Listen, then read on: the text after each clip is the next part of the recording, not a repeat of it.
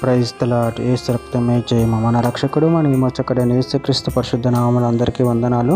చిన్న ప్రార్థన ద్వారా రాత్రి వాక్య ధ్యానం చేసుకుందాము. పరిశుద్ధుడ మహాగణుడైన దేవ యేసయ్య సర్వాధికారి, నేను మీకే వేలాది వందనములు కృతజ్ఞత స్తుతి స్తోత్రం చెల్లించుకుంటున్న దేవ వాక్య భాగం ధ్యానిస్తుండగా ప్రభు వాక్య భాగం మాకు అర్థమవులకు సహాయం చేసి మీ కృపలో బలపరిచి మీకు మాదిరిగా మమ్మల్ని నడిపించమని ఈ చిన్న ప్రార్థన ప్రభు యేసుక్రీస్తు అస్తు పరిశుద్ధ నామములో అడిగి వేడుకుంటున్నాను తండ్రి. Amen amen. యెషయా గ్రంథం 59వ అధ్యాయం 4వ వచనము. నీతిని బట్టి ఎవడును సాక్ష్యం పలకడు, సత్యమును బట్టి ఎవడును వాద్యం మాడడు. అందరూ వ్యర్థమైన దాన్ని నమ్ముకొని మోసపు మాటలు పలుకుతురు.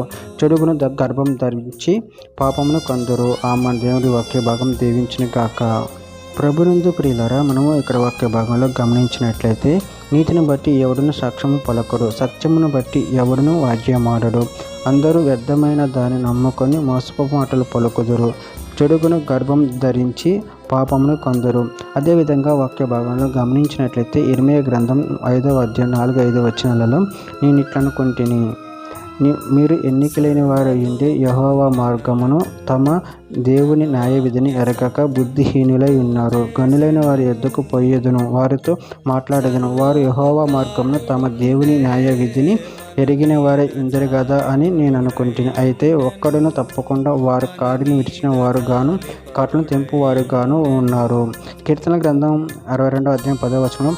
బలాత్కారముందు నమ్మక ఉంచకుడి, దోచుకొనుట చేత గర్వపడకుడి, ధనము హెచ్చినను దానిని లక్ష్య పెట్టకుడి. ఇర్మీయా గ్రంథం 7వ అధ్యాయం 4వ వచనంలో ఈ స్థలము యెహోవా ఆలయము, ఈ స్థలము యెహోవా ఆలయము, ఈ స్థలము యెహోవా ఆలయమని మీరు చెప్పుకొనుచున్నారు. ఈ మోసకరమైన మాటలు ఆధారం చేసుకొనకుడి. ఇర్మీయా గ్రంథం 7వ అధ్యాయం 8వ వచనంలో ఇదిగా అబద్ధ మాటలు మీరు నమ్ముకొనుచున్నారు, అవి మీకు నిష్ప్రయోజనము.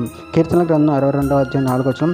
అతని ఔన్నత్యం నుండి అతని పడద్రోయుటకై వారు ఆలోచించుదురు. అబద్ధం మాడుట వారికి సంతోషము, వారు తమ నోటితో శుభవచనాలు పలుకుచు అంతరంగంలో దూషించుదురు.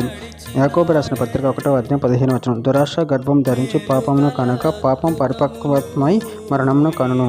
చివరిగా ఒక మాట, ఎఫెసీయులకు రాసిన పత్రిక 4వ అధ్యాయం 25వ వచనంలో, మనము ఒకరినొకరు అవయములై ఉన్నాము గనుక మీరు అబద్ధం అనడం అని ప్రతివాడు తన పొరుగువానితో సత్యమునే మాట్లాడవలెను.